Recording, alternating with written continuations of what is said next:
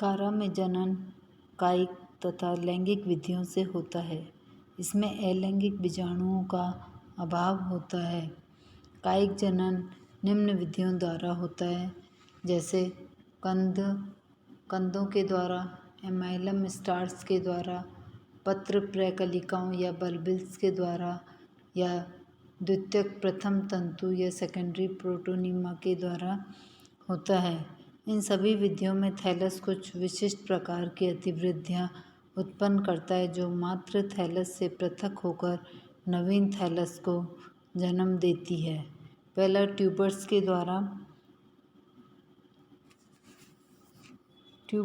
के द्वारा मूलाभासों पर कंद सदृश संरचनाएं बनती हैं, जिनमें स्टार्च संचित रहता है। प्रत्येक कंद अंकुरित होकर नए थैलस को जन्म देता है।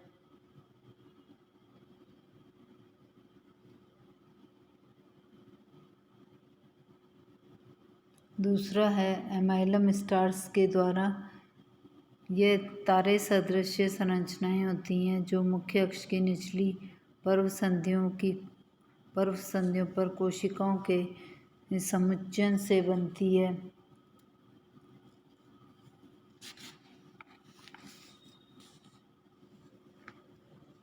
कारा की कुछ जातियों में, जैसे कारा स्टेलिजेरा में मुख्य अक्ष की निचली पर्व संधियों पर ताराकृत कोशिकाओं के समूह विकसित होते हैं।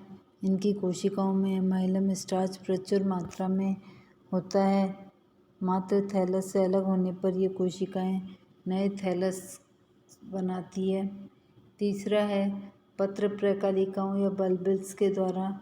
कारा एस्पेरा के मूलाभासों में पत्र प्रकलिकाओं के समान छोटी छोटी संरचनाएं होती हैं। ये चिरकालिक अंग के रूप में कार्य करती है, जैसा कि इस चित्र में दिखाया गया है। मूलाभासों से पृथक होने पर यह नया थैलस बनाती है। कारा बाल्टिका में पत्र प्रकलिकाएं मुख्य अक्ष की पर्व संधियों पर पाई जाती हैं। कारा की कुछ जातियों में मुख्य अक्ष, जैसे कारा डेलिक्यूटेला, या मूलाभासों जैसे कारा बाल्टिका की निचली पर्व संधियों पर पार्श्व के रूप में कोशिकाओं के समूह पाए जाते हैं। इन्हें अनियमित पत्र प्रकलिकाएं कहते हैं। ये कायिक संवर्धन में सहायक होती है। चौथा है सेकेंडरी प्रोटोनीमा, द्वितीयक प्रथम तंतु। ये प्राथमिक प्रथम तंतुओं या मूलाभासों की आधारीय कोशिकाओं से विकसित होते हैं। प्राथमिक प्रथम तंतु के समान ये भी एक नया थैलस बनाते हैं।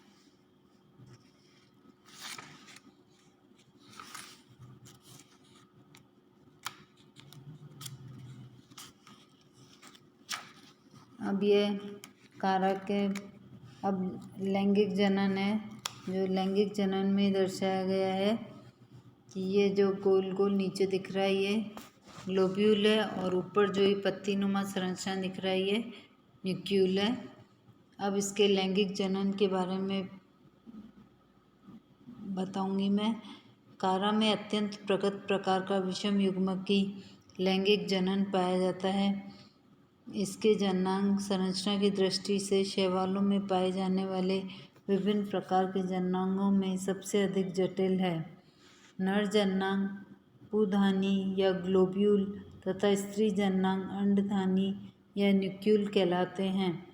कारा की अधिकांश जातियां समजालिक या उभयलिंगाश्री है तथा इसमें जननांग सान्निध्य होते हैं। कारा वालिचाई आदि कुछ जातियां विषम जालिक या एकलिंगाश्री है। इनमें दोनों प्रकार के जननांगों का निर्माण भिन्न पौधों में होता है। जननांग सीमित वृद्धि की शाखाओं में विकसित होते हैं। ग्लोब्यूल तथा न्यूक्यूल का निर्माण प्राय समकालिक होता है, परंतु कुछ जातियों में ग्लोब्यूल का विकास न्यूक्यूल से पहले होता है। अब इसमें पहले ग्लोब्यूल परिपक्व पुधानी की आंतरिक संरचना। परिपक्व ग्लोब्यूल पीले या लाल रंग की अत्यंत जटिल संरचना है। इसकी भित्ति 8 कोशिकाओं से निर्मित होती है जिन्हें शील्ड सेल्स कहते हैं। शिशु में इनमें पीले वर्णक पाए जाते हैं जो परिपक्व कोशिकाओं में नारंगी या लाल हो जाते हैं। इसी कारण परिपक्व ग्लोब्यूल नारंगी या लाल होते हैं। शील्ड कोशिकाओं की बाह्य भित्ति में अनेक अंतर्वलन इनफोल्डिंग्स पाए जाते हैं। प्रत्येक शील्ड कोशिका के केंद्रक से एक दंड रूपी बेलनाकार कोशिका विकसित होती है जिसे मैनुब्रियम कहते हैं। इसका विस्तार ग्लोब्यूल के केंद्र की ओर होता है। मैनुब्रियम के दूरस्थ छोर पर एक और अधिक गोलाकार कोशिकाएं होती हैं जिसे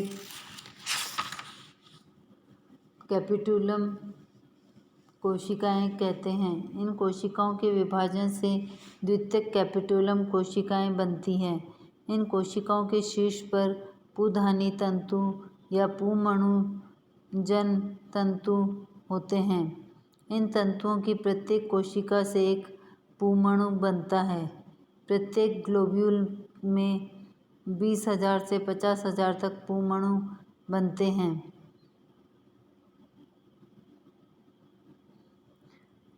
पुधानी का विकास।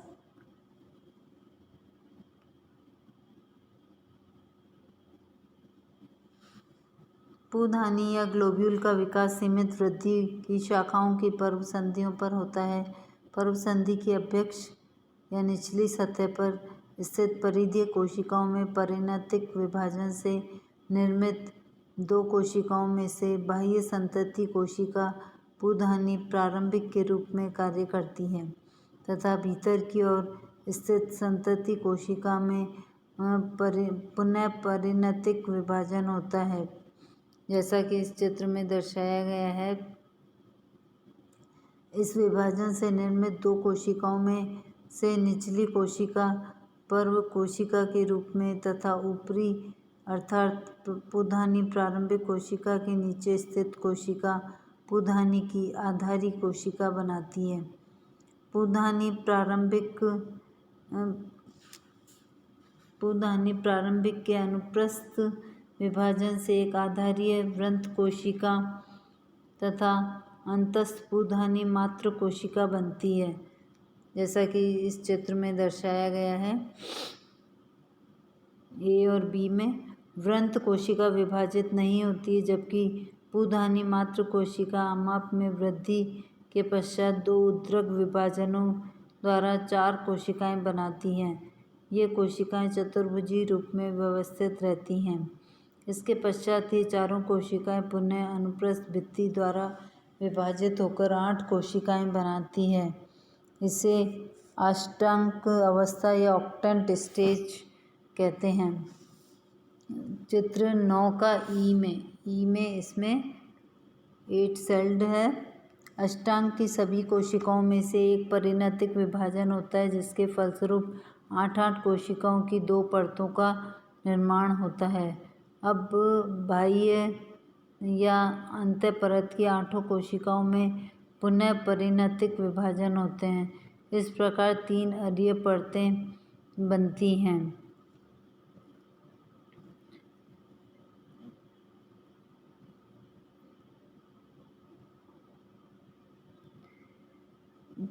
तथा प्रत्येक परत में 8 कोशिकाएं होती हैं जैसे कि 9 का एफ वाला डायग्राम।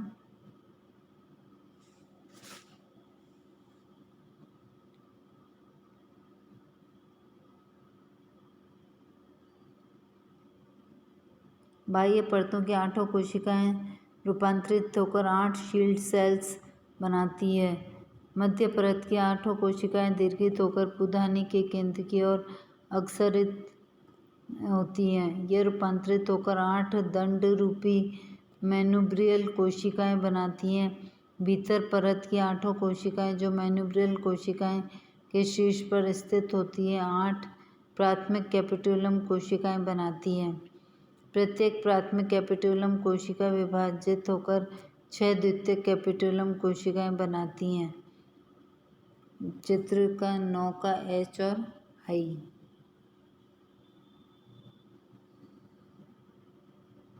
कभी कभी इन कोशिकाओं के पुनर्विभाजन से तृतीयक कैपिटुलम कोशिकाएं भी बनती हैं। अंतिम कैपिटुलम की प्रत्येक कोशिका के विभाजन से 2 से 4 तक लंबे, पतले, सूत्रवत, शाखित व बहुकोशिकीय तंतु बनते हैं, जिन्हें पुधानी तंतु कहते हैं। पुधानी तंतु या पुमणुजन तंतु कहते हैं। इन तंतुओं की कोशिकाएं एक केंद्रक की होती है तथा प्रत्येक कोशिका कायांतरित होकर एक पुमणु बनाती है। पुमणु के विकास की प्रक्रिया पुमणुजनन कहलाती है, स्पर्मेटोजेनेसिस कहलाती है। पुमणुजन तंतु की कोशिकाओं के केंद्रक पार्श्विक भित्ति की ओर खिसक जाते हैं तथा उनके केंद्रिक न्यूक्लियस लुप्त हो जाता है। इसके पश्चात केंद्रक दीर्घित से सर्पिल हो जाता है तथा इसके शीर्ष के निकट एक ब्लीफेरोप्लास्ट उत्पन्न होता है। ब्लीफेरोप्लास्ट से 2 कशाभिकाएं उत्पन्न होती है। इस प्रकार परिपक्व पुमणु दीर्घित, सर्पिल व द्विकशाभिक संरचना होती है। अब है पुमणुओं का विमोचन। पुमणुओं के परिपक्व होने पर पुधानी की शिल्ट कोशिकाएं एक दूसरे से अलग हो जाती हैं। इसके फलस्वरूप प्राथमिक या द्वितीयक कैपिटुलम पर स्थित पुमणुजन तंतु अनावृत हो जाते हैं। जल के संपर्क में पुमणु मात्र कोशिकाओं का जिलेटिनीकरण हो जाता है तथा पुमणु मुक्त हो जाते हैं।